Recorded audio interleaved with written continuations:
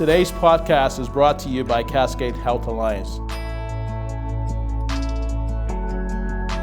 Joining us today is Diana Otero, the outgoing Executive Director of Climate Housing Authority. Welcome, Diana. Thank you so much, Tyle. I'm happy to be here. Diana, can you explain to our audience what the Climate Housing Authority is?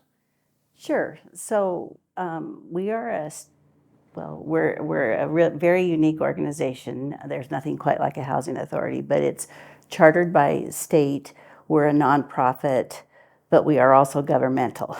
And so we're chartered to provide housing opportunities for low-income folks, usually below 60% of area median income. And so we do that by providing rental assistance and by providing units that we own and rent to clients. So we act as both landlord and help pay rents. So how did you get it? How can you give us a little bit about your background and how did the Climate Housing Authority found you? I think I found them. Okay, all right. I've been there 23 years. I worked for a nonprofit before I went to the Housing Authority that did rental assistance, more emergency type rental assistance. Really liked the work, and when a job became available, I started there with the voucher program, and then when the executive director retired, they hired me, and I've been there 21 years as the director. You know, housing is a very key component around what we do at Cascade Health Alliance. And as we look at social determinants of health, housing is a core thing that we're trying to fix. Can you talk to our audience regarding how do we partner? What role does CHAR play, or what role does CHAR play in the housing authority arena? Well, I think that we share the same clients, and so you guys are, to my understanding, interested in making sure they're healthy, both mentally and physically. And in my years, what I've learned is it's really hard for folks to concentrate on either one of those if they're worrying about where they're going to sleep that night, or if they're lucky enough to have a place, how are they going to pay their rent? Where are they going to keep their belongings? How are they going to get their children clean into school? So I think that the Housing Authority, if we're providing housing or supplementary payment assistance to these people and get them stable, then Cascade Health Alliance comes in and takes over and helps them with their mental and physical needs. That's where I see us partner, and I think we do it well. And when you look at the housing stock, especially for the low income, the population that we mutually serve, what are the challenges that you see within the industry today? Well, the challenges that I see I think there are a lot of substandard rentals that, aren't insulated well, have leaking roofs, stuff like that. And even more critical today is some of those are going for pretty high prices. So I see that as a problem. I see just lack of units in general. We were chatting earlier, the vacancy rate is probably 2% or less. And then some of the rents are just unaffordable for our program. So even though we give people vouchers, they can't find a place that fits within the payment standards that we can help them with. So there's kind of a lot of challenges. And it sounds like, listening to you, it sounds like we have more vouchers, but we don't have home stocks. Yes. Today, I have 117 people out on the street with vouchers looking for a place to rent. And right now, our success rate, maybe 30% of them will find a place. And based off on that, though, where do you, from your perspective and your experience, what do you see as the solution, a possible solution? Well, I see a solution that, at least from Climate Housing Authority point of view, that we can help is to provide more units, because part of it is supply and demand. If there's not enough units, then the ones that are there, people can increase the price. So if we have more units available, that will bring down the price, make them more affordable. That's where I see our role. And how do we make units how do we make units affordable, or how do we make units available? That is the key question. Building housing is expensive, especially in the last couple of years. The price of lumber has gone up, the price of labor goes up. So, the price per square foot gets expensive. You're talking a few $1 million to build 40 or 50 units of multifamily housing. And so far, what Klamath Housing Authority has done has accessed funding through the state. Are there things differently that the county or the state can be doing differently to open up um, the availability of developers or funding sources to come to Klamath to build some of those low-income homes? Money is the biggest issue. Yeah, if the state made more money available to Klamath County, I'm sure Klamath Housing Authority or other entities would be happy to take it and build. There's just not enough money. Got it. Got it. And currently today, how many families does the Klamath Housing Authority, how many families do you serve today? If you look at the families that we have that have a voucher and we help them pay their rent, and then the families that we actually are providing a housing unit for, there's over 1,300. And when you look at you've had a illustrious career in Klamath, and you've been at the Klamath Authority over 2 decades. What are your major accomplishments that you are proud of? Under my tenure, the Housing Authority has probably quadrupled in size, both in the amount of vouchers that we are able to offer and in the amount of housing units that we own and manage. I can't take all of the credit for it, but it has been under my watch.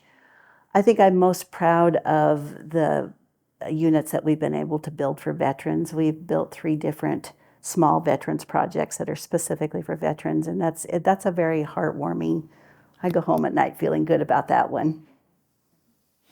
And what is your future vision for the housing authority?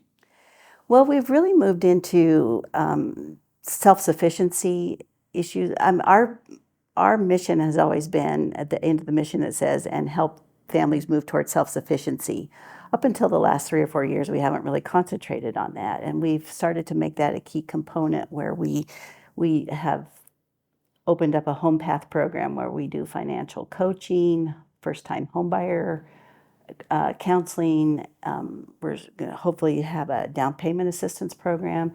So that's the natural progression. If we get families stabilized, they get an education, they get better jobs, then they can move on to home ownership. And I see us expanding in that world a lot. I think it's very important. And the new governor, housing is a big component of her initiative. Housing is a key component of what the CCOs are chartered to do. Um, how do you feel? What do you believe how do we triangulate this between the governor's interests, the true need of everyone trying to look for housing as a stock, and capital that is relatively that we're looking for to build this home? How do you feel like we should triangulate, or what type of initiatives should we be focusing on? I met the governor several years ago, and she is very interested in the housing, especially the type of housing that Klamath Housing Authority does. Short of making more money available, I think that they could look at legislative issues that some of the zoning issues, if they would ease up on those, that there could be more multifamily, because it's obviously more economical to build multifamily than it is single homes. But there are a lot of zoning issues in communities, and so I think if they can't produce money, but work on some of those to make it easier to build, and maybe waive some of the fees so that it's not so expensive. If the communities would buy into this housing, that would be helpful.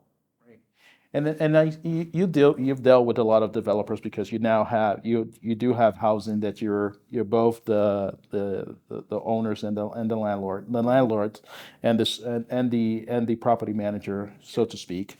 Um, what are they saying?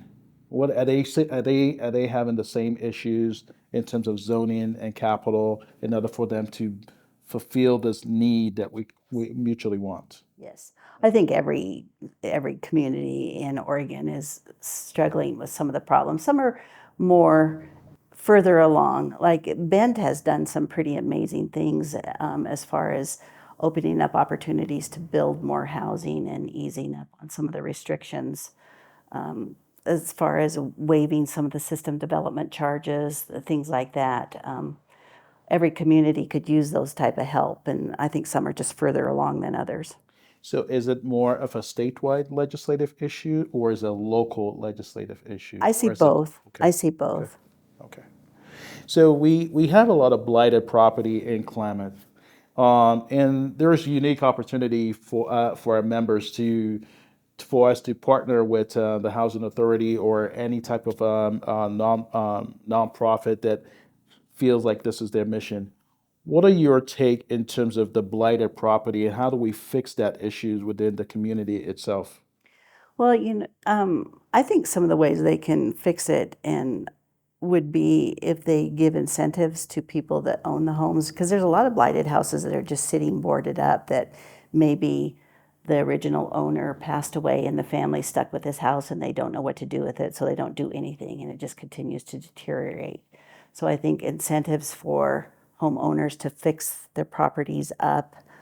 About 6 years ago, I worked with the county on two houses that had been foreclosed on, and the county had ended up in ownership of them, and they actually gave them to the housing authority. We tore them down and built brand new housing on it. Because sometimes land is an issue, getting land where people who have challenges with travel, you don't want to put them 5 miles out of town. And so having property within the city is a huge thing. So we mutually have the same type of clientele that we serve. How do you feel? Where do you feel like Cascade Health Alliance can partner with the Klamath Housing Authority more and effectively in the future? Well, I think that you guys are able to access funds that I'm not. A few years ago, you guys gave me a small grant to jumpstart a development that we actually completed about a year and a half ago that houses both folks with mental illness and veterans. And that all started because you guys were able to give me some seed money. You guys have also done things like fund a bed bug treatment plan that has been very effective.